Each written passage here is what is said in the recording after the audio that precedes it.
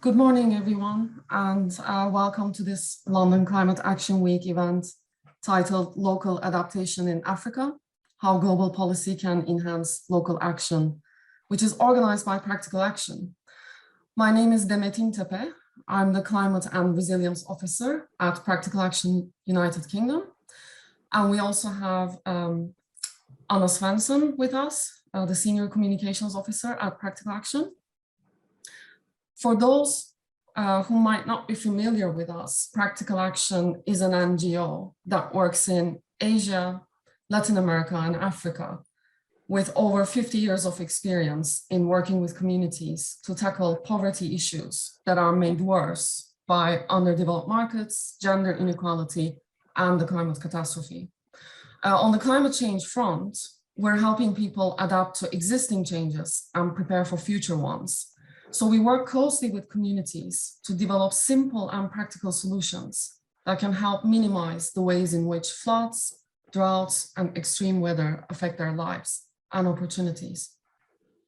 And we do this via our 4 change ambitions of climate, agriculture, energy, and urban wash. We are very glad today to host a distinguished panel of climate adaptation experts with extensive experience of working at the local, national, and global levels. As we all know, 2022 is bringing us an African COP, where local climate actions will play a central role. And communities across the world are in urgent need of locally appropriate adaptation actions. And on the global stage, there's a recent push for establishing a global goal on adaptation, which is highlighting the urgency for support flowing towards countries that need to adapt fast. So in this session, we will focus on examples of adaptation in Kenya and Sudan, where Practical Action works, and use this as a starting point to discuss how communities can effectively adapt to climate change and the financial and technical support that's needed to achieve this. So the session is going to consist of 2 parts. In the first part, we're going to hear from our speakers. And in the second part, we're going to open the floor to a discussion with our audience to revisit the questions that we asked in the event description. But before we start, as is the tradition, I would like to highlight a few house rules. Please make sure you keep your cameras and microphones off. You are very welcome to send questions to our panelists via the chat function. I will collect these questions and then we can address them in the discussion section. So without further delay, I will introduce our first speaker and open the floor. Each speaker is going to have 5 minutes. Our first speaker is John Kioli. John is a dedicated climate champion who's worked at grassroots national and international levels. He is the CEO of Green Africa Foundation and the chairman of the Kenya Climate Change Working Group. He was recently appointed by the President of Kenya to be a member of the National Climate Change Council.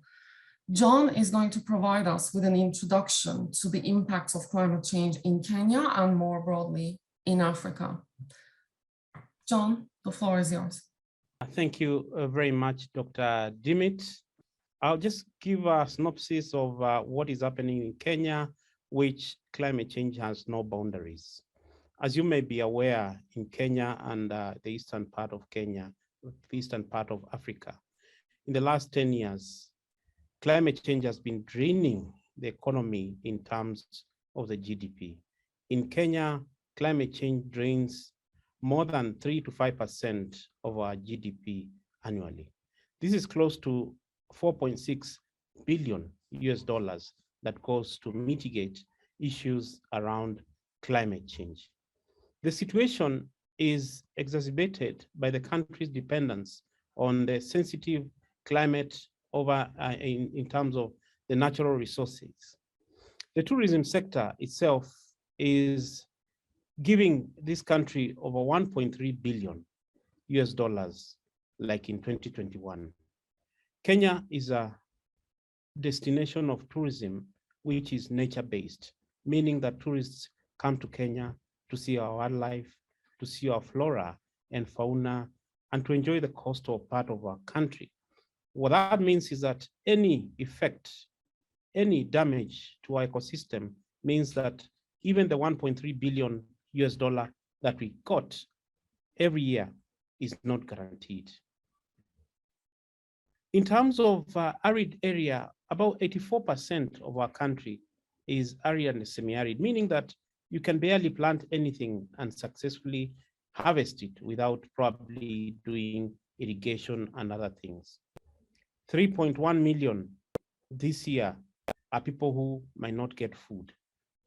This is not a good indicator because this is a rise of about 48% from last year, same time, meaning that issues around climate change are not becoming less, they're becoming more, and the effects are even larger. I want to give you an example of conflict over natural resources, which means that that animal wants to feed, wants to drink the water that your cattle, your goats also are going to feed on. In June this year, earlier in the month, there was a teacher who was killed, who was trampled on by an elephant in Kajiado County. Out of that, there were protests. And out of the protests, 4 people actually were killed. This is not something anybody wanted to do. This is something that has its roots in terms of climate change because it's conflict over natural resources. One of the protesters says, and I want to quote, "The police have killed us. We have suffered. Some women were pregnant and they are suffering from tear gas used by the police. People are being killed." This is a very sad situation. And this is not going to improve because the human beings are surviving on the few and diminishing natural resources, which again, the wildlife also want a cut of that. And this needs to be done. Something needs to be done because it's not going to change very soon. Socially, especially in the pastoralist areas, because the pastures are drying where they are, these people have to move kilometers in the hundreds. Men and animals, in terms of cows, are taken to longer distances. Women and children are left behind without, of course, the milk that they used to get from the cows, the meat, and then they will come maybe after about 4 to 5 months, which means that even their livelihoods is not being supported. In terms of economy, I've mentioned earlier that we are draining resources that are supposed to improve in the infrastructure, to do other things like education system, and all these are being impacted because of climate change. Our forests have been cleared. Our food system is not secure anymore. Our health sector is being impacted negatively because there's been a research that about 2% of the increase of temperature has made mosquitoes survive better in the Rift Valley area, where this was not before. What that means is that more money is being directed there by the government to mitigate issues around health sector. In the education system, our children are not able to go to school every day. Probably they are sick, they don't have food, they don't have the infrastructure, there was flooding, and all these issues are impacting again in our health and sector of education. The sector of security is impacted heavily, especially where there are conflict because of we are pastoralists, we are farmers, and we want to do the same agricultural things on the same land. So around Tana River area, around River Tana, there are so many conflicts over issues around agriculture.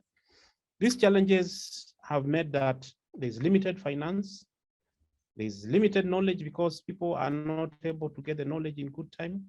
The coordination between the national and the county governments are not very cohesive. And what that means is that as civil society, we have now to take that space, to give out knowledge in terms of advocacy, to give out tools in terms of adaptation methods, because in Africa, in Kenya, adaptation is a priority. We cannot be continuing with the same situations every day. Something needs to be done. The coordination of information from a forum like this is a very important key ingredient in terms of policy influence, in terms of how we can get even funds to manage our policies, to manage our mainstreaming of our frameworks, and more important, as a country, we have promised to cut down 32% of our emissions by 2030. We can only manage to fund about 15% of that money. So this kind of engagements, international engagements, come at a very, very opportune time, at a very critical time when this country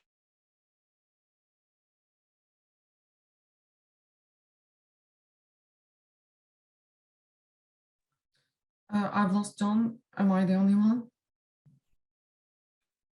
No, I think we've all lost John. Okay. Okay. Well. Also me, I lost him. Okay, so I was going to ask John to wrap up anyway, so I think we should continue and we will see if John comes back and we can pick it up again later in the discussion. Okay, I think we've definitely lost John.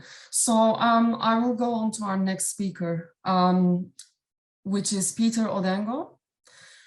Peter is a distinguished expert. Hi, Peter, good to see you. Hi, how are you? Good, thanks. Hope you're well too. Peter, yes, hi. Hi, John, hi, how are you? apologies, we lost you. Can you hear me? Yes, we can hear you, Peter. Okay, Peter, I will just introduce you and you can hear me. Yes, I will just introduce you and then you can start. Sure. Thank you. Peter Odango is with us. He's a distinguished expert in climate finance and natural capital. He's currently the senior policy advisor on climate finance at the National Treasury of Kenya.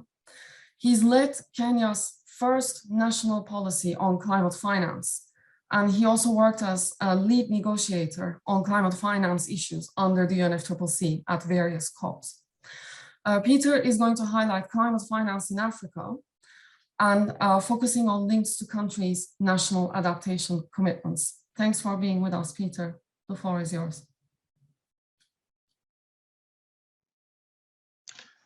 Thank you very much for this, Anas, and also I'm very happy to see my colleague John Kioli, chairman, here, and quite a number of my colleagues that I've been working with on these various landscape. One of the good things that I would take from my predecessor, sorry that we lost John before he finished, is very key because it is common sense that Africa is one of the most vulnerable continent or region in terms of climate change. While Africa is only emitting less than 7% of the global greenhouse gases. At the same time, Africa is the continent that is receiving less than 5% of the total climate finance flows globally over the last 10 years. Indeed, if you calculate all the amount of that less than it's 3%, then when you take the adaptation component of that 3%, based on what we did here in Kenya last year, but when we were analyzing the flow of climate finance from various sources, adaptation only accounts for 28% of the total climate finance that is flowing in. But unfortunately, if you look at our NDCs, both updated, the priority is climate adaptation. How then can a policy prioritize an action and the resources that are required is so insignificant to respond to the magnitude of the challenge? One, it is key that adaptation has never been given what it really needs. Two, the local capacity to understand, to demonstrate, to develop, and to communicate adaptive measures linked to building the resilience has been locally missing. Global policies are very, very important to influence regional, national, subnational, and local level action. Because of course, you know that most of these actions are linked with the flow of resources.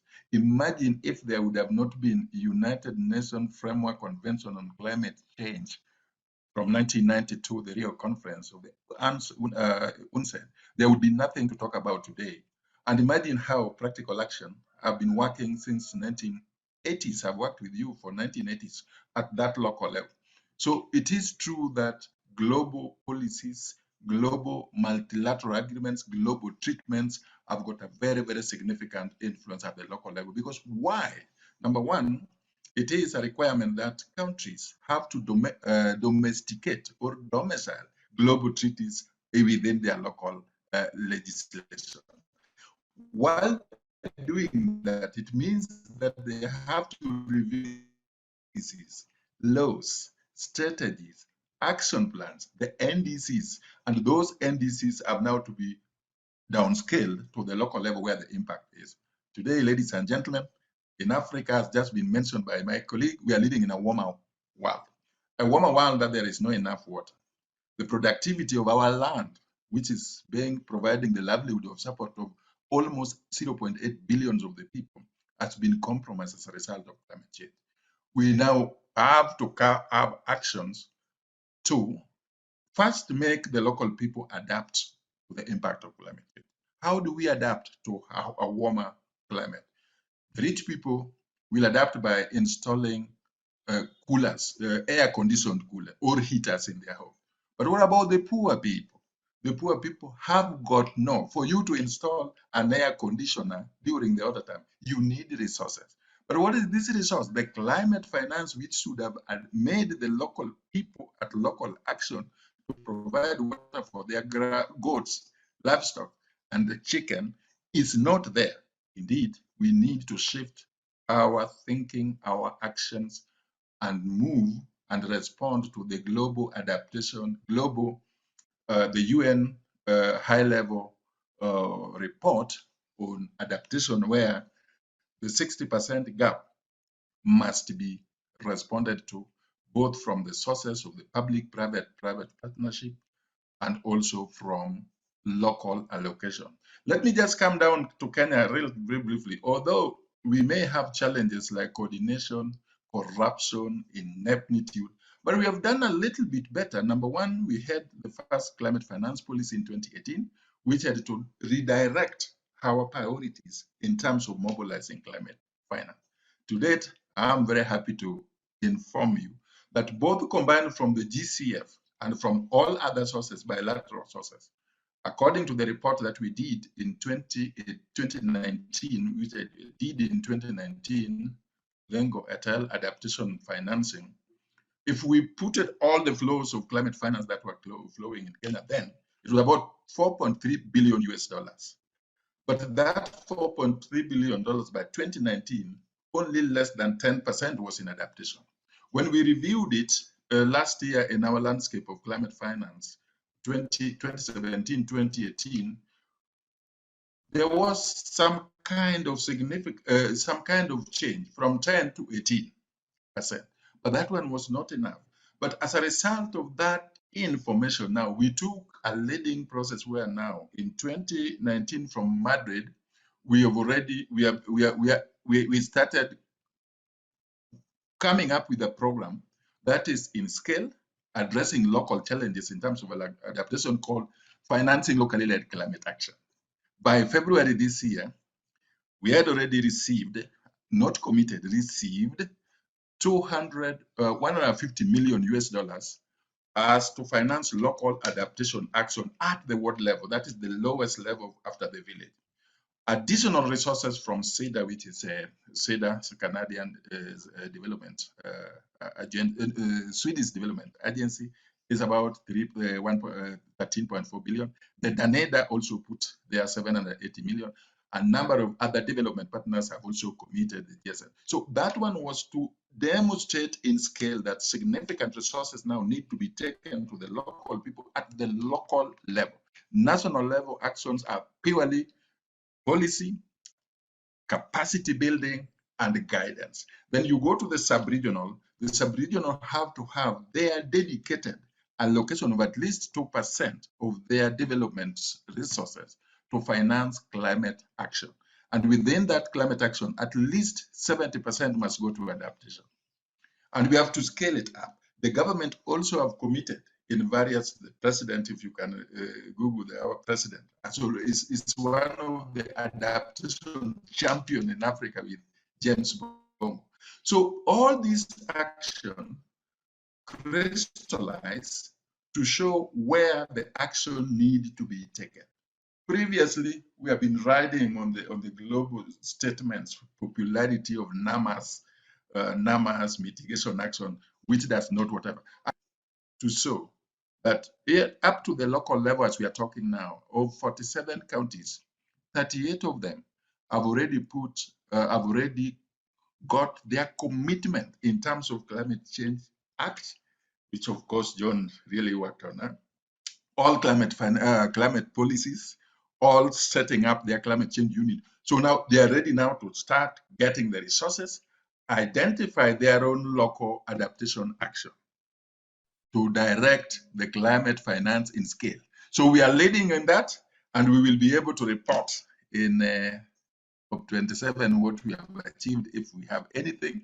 But I am, although optimistic, but still a number of challenges still prevails, because we need about $30 billion per year for the next 10 years in Africa to respond to the adaptation. But that one is over and above the development amount of money that the continent needs, which is 70 billion per year. So if you look 30 and 70, then it is 100 billion per year. When you link that one with the 100 billion which was promised, which in Glasgow, it was agreed that only less than 70%, 77% was delivered over a 10-year period, then it means that we are in a serious challenge. And this workshop is a very important one. It will definitely enable us to move to the next level. Finally, and in conclusion, good global policies have got very significant influence at the local, regional, local, and local action, and will definitely enhance action, like the 60% adaptation gap report can influence how the resources are moving, just like Kyoto Protocol and the CDN and the Biodiversity Convention have been moving, including the Dasgupta report. Thank you very much.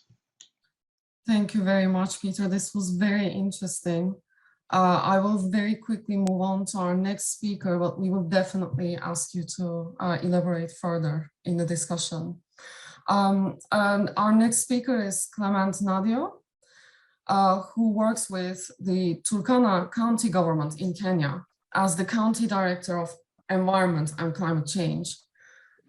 He worked in developing the subnational climate change policies in Turkana, and he's currently coordinating the locally led climate actions there. Clement is going to discuss priorities and policy options for climate actions in Kenya. Clement, the floor is yours, and you have 5 minutes. Thank you. Okay, thank you so much. I hope I'm audible. Yes. Yes, you are. Yes. Oh, thank you so much. Now that my colleague Peter Odango has elaborated on the national policies and the national plan, probably I'll focus on the sub-regional or county level policies. So the Kenya signed the Paris Agreement on 12 December 2015, and its ratification was done on 28 December 2016. So basically, Kenya seeks to undertake an ambitious mitigation contribution towards the Paris Agreement to achieve a low carbon, climate resilient development pathways. One of the outstanding achievements within the National Climate Action Plan 2013-2017 in Kenya was the enactment of the National Climate Change Act, which was actually done in 2016, May 2016, if I'm not wrong. This policy provides a regulatory framework for an enhanced response to climate change and promotes mainstreaming approach to enhance action towards a low carbon resilient pathway. This legislative framework in 2016 actually provided that county government, the local governments in Kenya, mainstream climate change actions and interventions and into their plans, programs, and even budgets in line with the National Action Plan.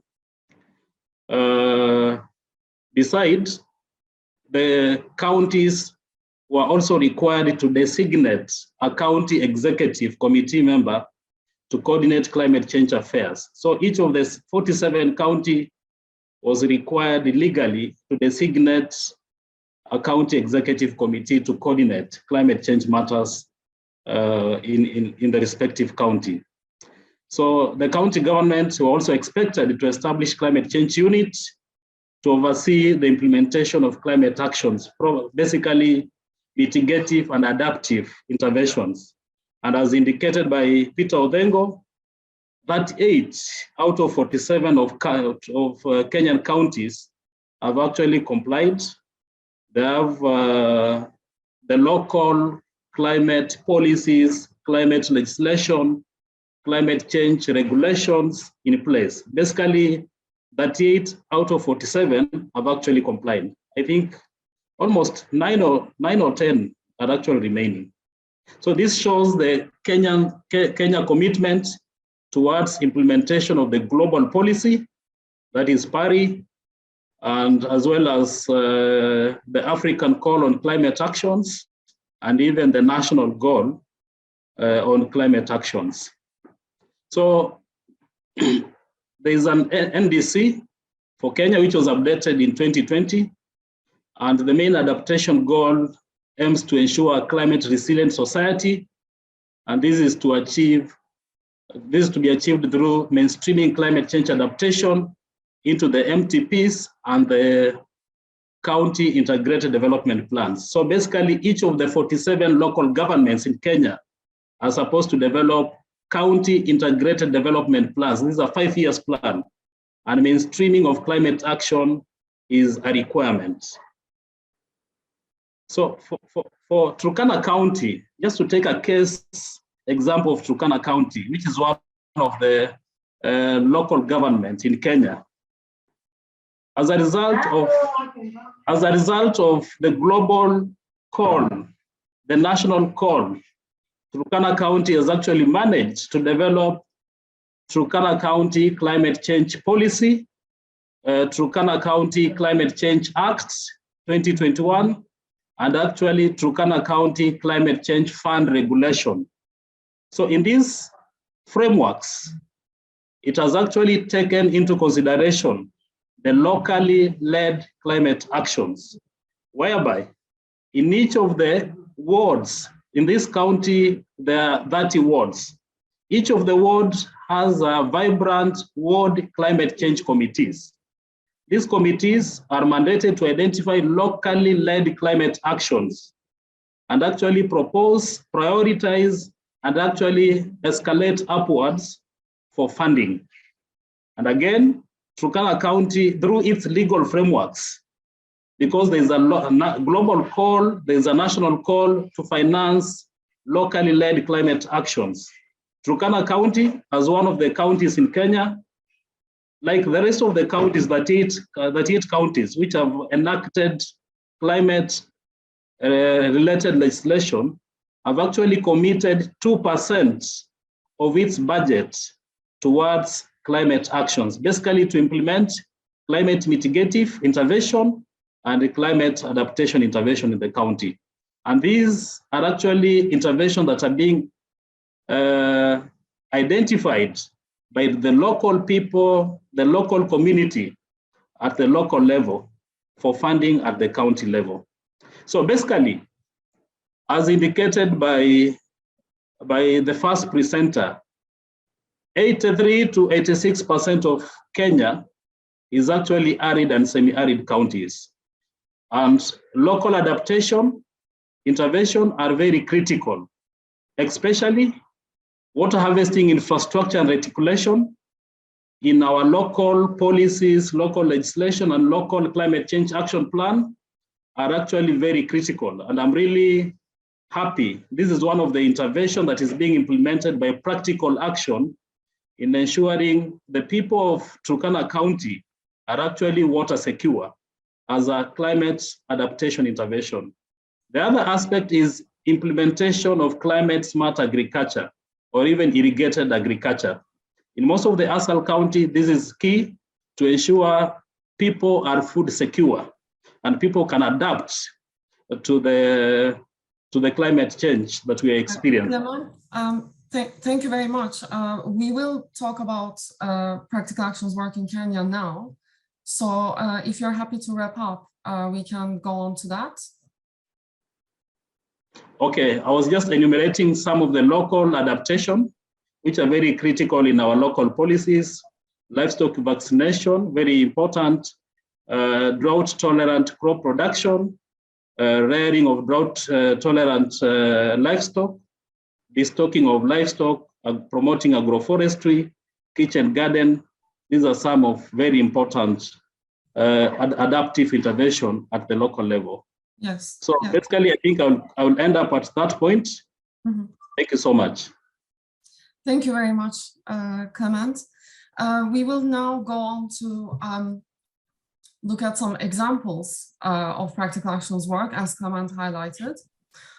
We will now hear from two practical action colleagues about examples of our work on the ground. The first presenter is going to be Caroline Gatu, who is Climate and Resilience Officer at Practical Action Kenya. She's going to present the case of access to water systems in arid and semi-arid areas of Kenya, just like Clement highlighted. Please go ahead, Carol. Thank you very much, Demet. My seniors in country have done an excellent job in highlighting the climate risks that communities in Kenya are exposed to and some of the ongoing efforts that are aimed at building the adaptive capacity of these vulnerable communities. So my role here is to help us all appreciate the support of practical action now to these vulnerable communities. I will speak on one of the pathways that practical action has been using to support these communities in the ASALs to become more resilient. And this is through increasing access to multi-use water systems. Next slide, please.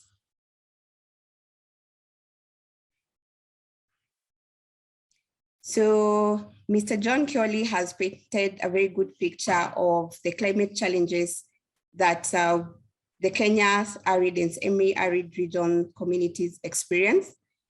So I will not belabor the points, but maybe just to highlight that drought events that are associated with climate change have become more pronounced in Kenya in the recent years. And this is as a result of failed rains over the season. Since 2020 short rains, we have experienced a significant decrease in terms of rainfall.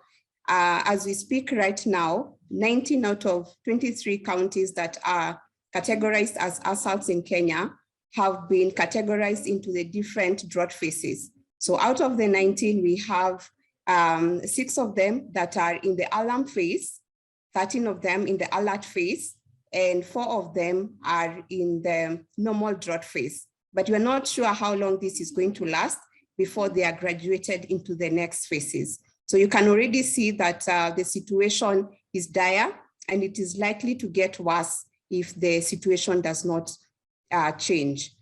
So the water shortages have become more severe, and this has also pushed some of the school-going children, and especially girls, out of school so that they can be able to help their parents, their mothers especially, to search for water.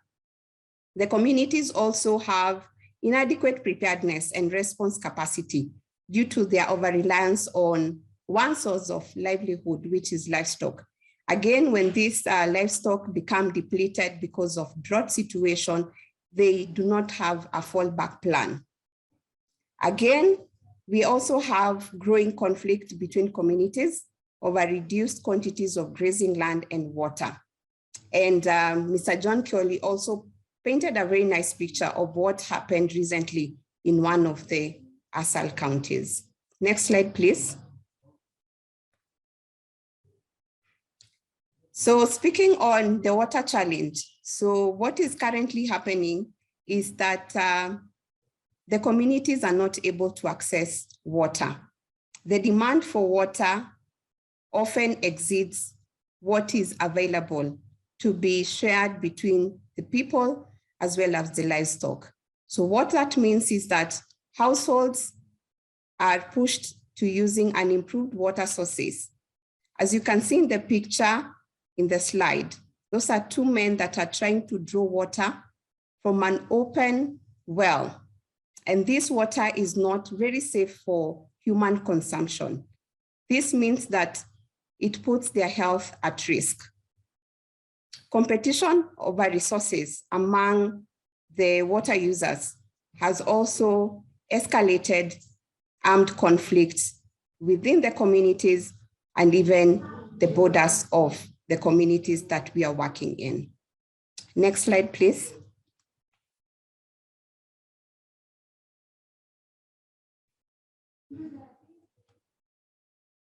So what has been Practical Actions innovation?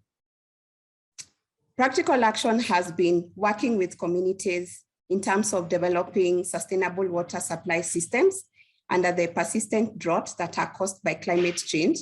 We have been doing this through drilling and rehabilitation of solar-powered water systems. So these solar-powered water systems have not only provided water for domestic consumption and watering of animals, but they have also supported the communities in terms of diversifying their livelihoods.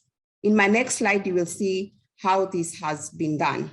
Again, to mention that the solar-powered water systems are environmentally friendly because they utilize the natural solar power for pumping the water. Again, this reduces the carbon footprint of the water sector.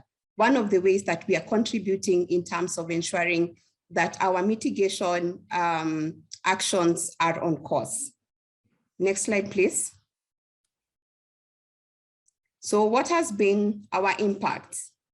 Over the last 15 years, Practical Action has been able to establish over 50 solar-powered boreholes, which are benefiting 200,000 people in these ASAL communities. Over and beyond that, we have also been able to ensure the sustainability of these facilities through training, supporting the communities in terms of forming their local structures that are mandated in terms of ensuring that the facilities are up and running. In terms of operation and maintenance, these communities have also been on the front line in terms of ensuring that their water facilities are running. As you can see in the picture, that is one of the water user official that is taking a meter reading. Next slide, please. So what we have also supported the communities is in terms of diversifying their livelihoods. These communities are over-dependent on livestock livelihoods, as I have mentioned earlier, but with the introduction of solar-powered water systems, we have also built their capacity to diversify their livelihoods using through irrigation. And you can see there's a man there who is standing on some green leafy vegetables. It is also worth noting that for the longest time, men in these communities have not appreciated any other source of livelihood apart from their livestock livelihoods. But through our intervention, we have seen a significant shift in terms of also appreciating other alternative climate smart livelihood options for them to be able to pursue. In terms of other benefits that, next slide, please. In terms of other benefits that have been accrued by these communities is that we have seen some peaceful coexistence between the communities because there's water is available. Some of the water is also used in terms of watering their pasture. So this has contributed to increased peaceful coexistence in the region. Also, specific on gender, we have seen inclusion of women in decision-making at both household and community level. And this is because women are no longer forced to trek long distances in search for water, but they have some spare time, which they can be able to use in participating in decision-making, as well as engaging in income-generating activities, which has helped them to have a say even at the household level. Their safety and security has also increased because they are also not forced to trek long distances in far-flung areas in search for water. Practical action has been intentional in terms of forming, supporting, and strengthening diverse strategic partnerships. We have worked with county assemblies who are responsible for policy actions, that is formulation, legislation, and also the enactment. We have worked with county governments to ensure that there is equitable allocation and utilization of resources so that they're able to meet the specific and the actual needs of the communities that we target. We have also been working with civil society organizations in terms of mobilizing resources and also influencing policy and allocation of resources. Finally, on the call for action, we need the communities. These local communities understand their needs. We need to have them participating in decision-making at all levels. But this cannot be made possible if their capacity is still very low. So we are saying that we need these communities to have their capacity built so that they're able to get involved in decision-making, that will also help them to better manage the scarce resources that they have to live with. They also need to have improved water service delivery. And I'm happy that Clement, the Director for Climate Change, is here. And you also have Peter Odango here, and they have been supporting. But we need more of this to happen. We need more resources to support these communities. Thank you very much. Over to you, Demet. Thank you very much, Carol. We will immediately go to our last presentation so that we can save a little bit of time for discussion. We will next hear from Awadallah Hamid Mohammed, who is the Environmental Conservation Manager at Practical Action Sudan office. He is going to present Practical Action's work in Sudan around integrated water resources management. Awadallah, it would be great if you could keep to 5 minutes. Thank you very much. The floor is yours.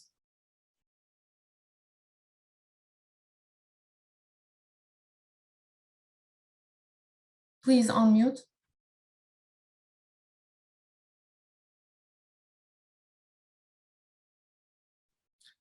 Awadallah, we can't hear you. Could you please unmute yourself?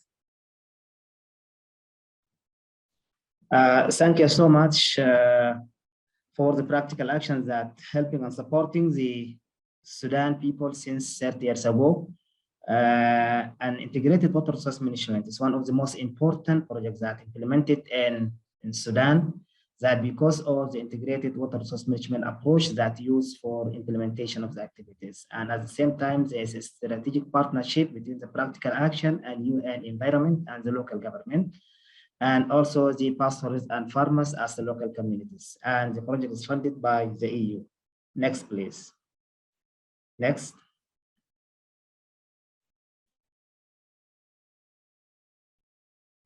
Next. Awadallah, I think there's a delay on your side. So which slide do you want to talk about? The second slide. Why is it important? Yes, please, let's stay there. Yeah. Okay, because we missed, no. Yes, please wait. You have a delay on your end, I think. Okay, no problem. Okay, why is the IWRMC important?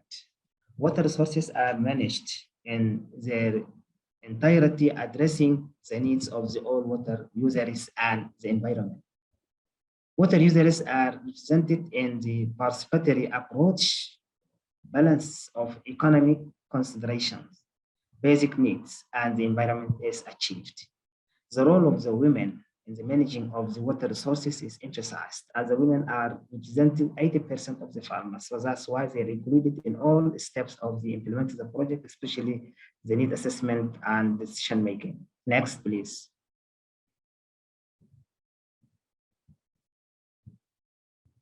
Next.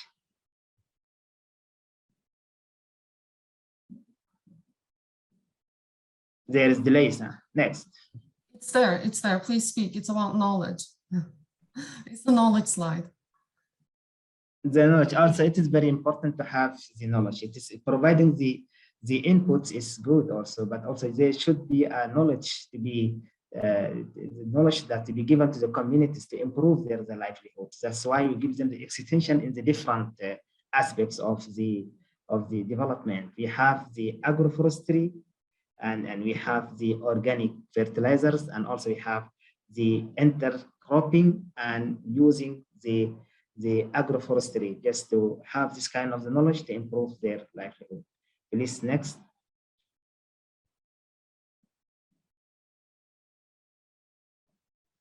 It's there. Next. It's there. Next. Innovation. You can Okay, I speak. didn't see. I can I didn't see them, but later. The innovation, surface water harvesting practice for the optimal multi-usage of the water. Because of the droughtness of the Sudan, the only option that used to help the farmers to get crops or to get food is dam constructions. It's very important for harvesting the water, the rainwater. And also we have the crescent terraces and the water points. This is a different water infrastructures that help and support the communities to improve their livelihood.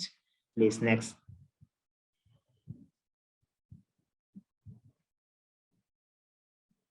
Next. Okay, just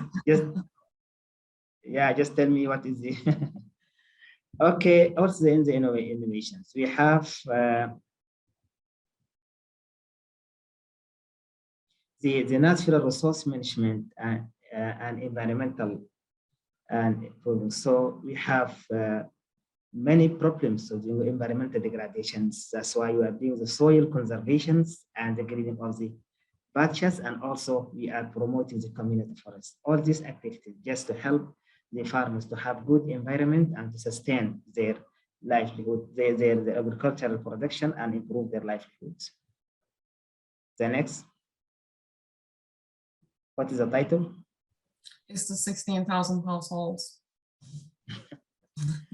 Also, 16,000 households really reported that they are living in peace because of the demarcation of 16,000 reported reduced tension between the farmers and the pastoralists and resident communities through the demarcation of the 200 kilometers of the animal routes and broadcasting of the fodder seeds. Because the demarcation is one of the aspects that helping and bringing the social peace between two livelihood communities. Let us go next.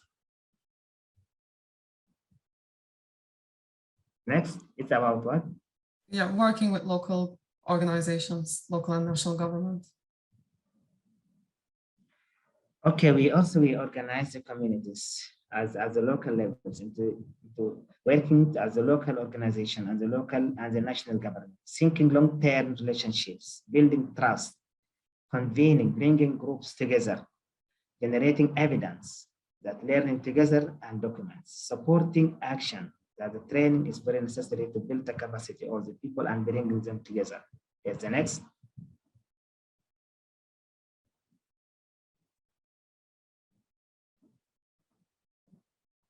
Next, please. Quick collaboration slide.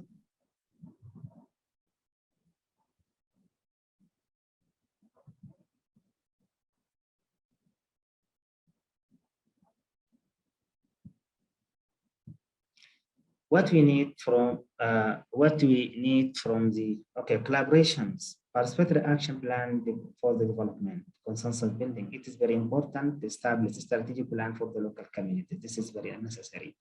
And also we have the governance. In the governance, we have the advisory committee and the catchment management forum, and we have the technical committee. It is just to build the capacity of the local communities to engage them with the technical bodies and also with the decision makers. So this triangle just to explain the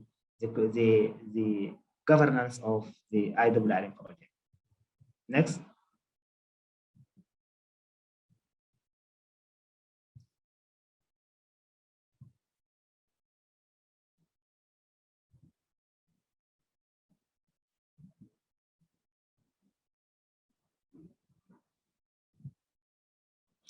Okay, what we need from the COP27, more finance for the local-led adaptation, like integrated water resource management in Sudan, more support for the communities to plan and implement adaptation, more attention to the local governance, real ownerships over the plans and climate action. Thank you so much, and sorry for the weakness of the internet. Thank you very much. No problem. We handle it together, I think. Thank you very much. Thanks to all of our speakers. And as is the reality of most internet meetings, we have very little time left for discussion, but I would still like to invite everyone. Anna, could we go back to that slide where we had the questions from the event description?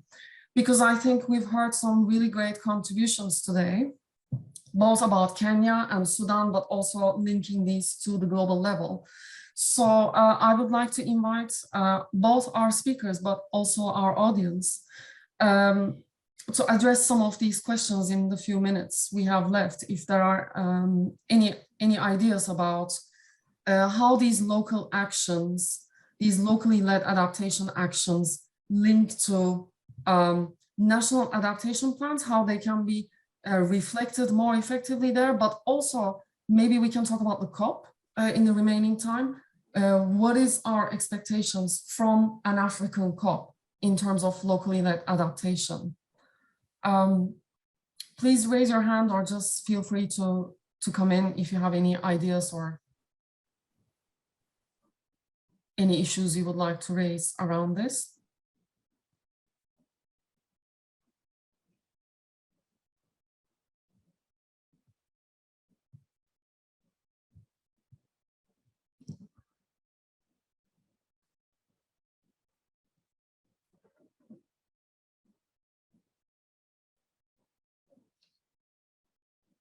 Yes, thanks for that, Chris. Yes, Chris, please go ahead.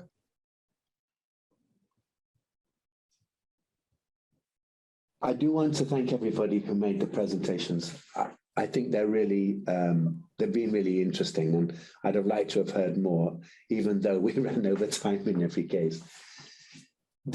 I see the common thing, and this is the point I'm trying to make here, is there seems to be a lack of capacity to deliver the funding if and when we get it. I mean, okay, there is the big claim for that funding, but then we've got to build the capacity at different levels, whether it's in government or in communities. It seems the issue seems to be about building adaptive capacity, and I wonder if we should be bringing that back up at COP27, so that we're talking again about adaptive capacity, but stating at the different levels that it's needed for effective adaptation for delivery of the NDCs. It seems to be a theme that ran through all the presentations I had. Very interesting thought. Thanks. Thank you, Chris. Peter, please go ahead.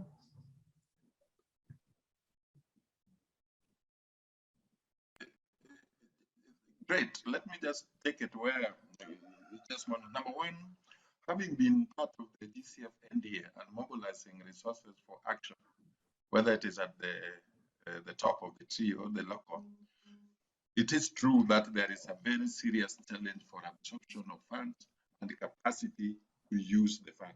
Let me give you an example. In 2018, 2019, Kenya got readiness support from GCF, $3 million through a UN organization to support national entities and also sub-counties to come up with their NAP readiness to make them into total bankable project proposal. By last year, although COVID could be, they had not even spent $1 million. So the truth, and that is only for readiness. Then there are several projects here in Kenya, for example, which has been mobilized. 30 million from, I can call the names, Yakomen, there are quite a number. GIZ, where you part of it, but the GIZ is now moving, starting course up. There is a real indeed challenge in utilizing the money which has been mobilized. Number two, adaptation challenges to communities are known. They are known, they have been there, and that is why the only thing needed is how to finance them. And in Kenya, when I was very impressed and listening to Nadio, Clement, because those people who are working at the local level are the people who are now supposed to translate the national policies into the action. When I heard him from Turkana and when I saw what practical action, given that each county, for example, in the case of Loka, at least a dedicated $1.25 to $3 million per year for 3 years is quite significant, but we need to get the right partners in terms of the NGOs, civil society organizations, even the private sector, to enable us translate these actions to build the local resilience. And the good thing, like counties, for example, in Kenya, and just recently I was in Rwanda, I'll be going to Sudan to link them. All these adaptations, they have to be linked from the national, regional, or sub-counties to the district or provincial up to the local level. Within our network of Africa GCF network platform, where we are campaigning for more money to flow to Africa through various channels, this link is very, very important. And there are relevant policies to make it, but now we need to make it work. COP27 must be a different COP. It should not be a talking COP. The report is there, the 60% adaptation gap. More money, more capacity, and more action. And if the three are linked together, there is need for change of legislative framework strategies to enable this rapid, to enable us move to the next level. Finally, the last place, what we need to do as an Africa and what we need to champion in COP27, this locally led action, the people themselves, like the people we've shown in Turkana, are now the people who are now supposed to be capacity built to use the resources. Not Peter Odango, not John Kioli, my friend, not Clement. We are, because ours is policy and technical advice. But when now it goes up, the local do it themselves. If we do that one across the globe, across the country, then we will be able to demonstrate the impact and also the result and the utilization of what is to reduce the impact of climate change. Thank you very much, Peter. John, Okay, please. can I your hand up. Yeah, thank you very much, Dr. Dimit. I associate myself with the earlier speakers and my friend Odango, and mine is an icing on the cake to say that I want, first of all, to ask if we can tune our funding into upscaling. There have been a lot of efforts on piloting, which we have graduated in Africa. We have practical projects which are very clear in terms of their success rate. Practical Action, GIZ, other organizations have done practical things, if it's in water solutions, if it's in agriculture, that are working. The danger is our African governments want to start from zero. They put very, if any, faith in CSOs who have done good work. So we need to amplify what the CSOs have done. We need to look at it as projects which have been done by Africans or Kenyans or Somali or Ugandans. Then amplify that project with a very clear vision that we do not want to reinvent the wheel. I think if we amplify what we've already successfully done by the CSOs, by the private sector, government can just put the money and then continue. The second question is, I think sometimes we want to complicate issues around adaptations. And we want also to look like we do not want to tag along our communities down there. Look at issues around,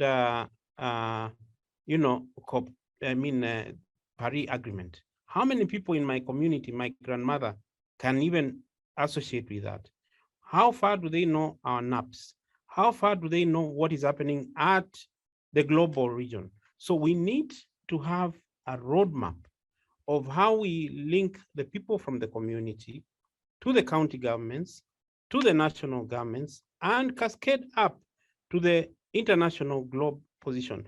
So that I want to see my sister who is at the village going to Egypt to represent them with the actions that have worked at the level that she is in, so that she can resonate with what is happening at the global level and national level, and be able to associate with what, like in Kenya, what we have agreed internationally in terms of multilateral agreements are automatically part of our constitution. What that means is that she has a right to know what we are negotiating in Egypt in November 2022. So we need to amplify our work. We need to amplify what we have already done, so that even the preparations that my friend Odango has put so much resources can now take off without a need of spending. And let me tell you, civil society have the capacity to spend. Only thing is, let's cooperate, private sector, because they know how to do it. Look at Coca-Cola. Coca-Cola bottle, you can still buy it at 20 cents or even 30 cents in any part of the country. But sometimes as civil society, if I'm given Coca-Cola to take it to the northern part of the country, I'll probably load salary, I'll load. So we need to bring this private sector on board to know how they do it, bring the government on board and the civil society, so that we all bring our elements of success and we'll come up with a baby called adaptation solution. Thank you. Thank you very much, John. I think we are over time. Awadallah, very quick, please. We need to end the session. Okay, but just I want to add something about how can the local climate action be linked to the national adaptation plan. The country like the Sudan, the communities they depend on the natural resources, and at the same time they are not included in the policies and the legislation that organizing the natural resource management. So there should be like awareness, or they should be the part of the legislations, or they should be aware of the legislations that, or the policies that organizing the natural resource management. This other thing also, we need like coordination bodies among the government institutions, because they are all using the land system, but also they are not coordinated. So there should be a coordination from the government as institutions and to coordinate even with the local communities.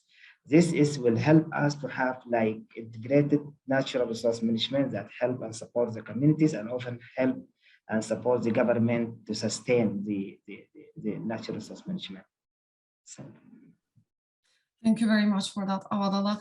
I would like to thank everyone, especially our speakers, Peter Odango, John Keoly, and Clement Nadio for joining us. And I would like to thank my colleagues, Carol Gatto and Awadallah Mohammed.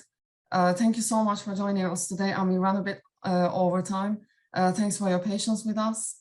And we will be following up with those who have registered for the event with the event recording and further resources that might be useful. So hopefully we will take these, we can take these discussions further and keep these questions in mind, and the points that have been, some very good points that have been raised today on the way to the COP as well. Thank you very much for joining.